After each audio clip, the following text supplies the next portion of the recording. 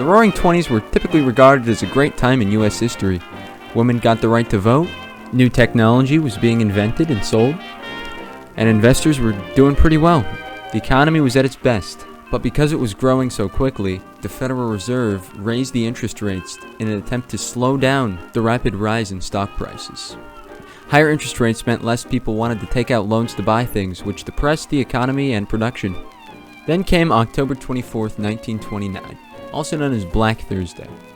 Basically, the market crashed, and everyone who thought they were going to make it big time lost all their money. This happened again on Tuesday, where 16.4 million shares were sold and the Dow fell 12%. This was how the Great Depression began.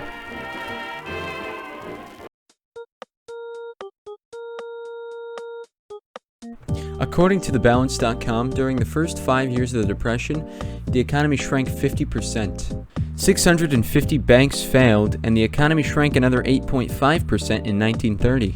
By 1933, the country suffered at least 4 years of economic contraction.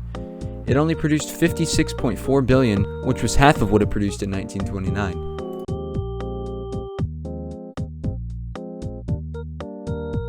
During the same time period as the Great Depression, the Dust Bowl drought destroyed farming in the Midwest.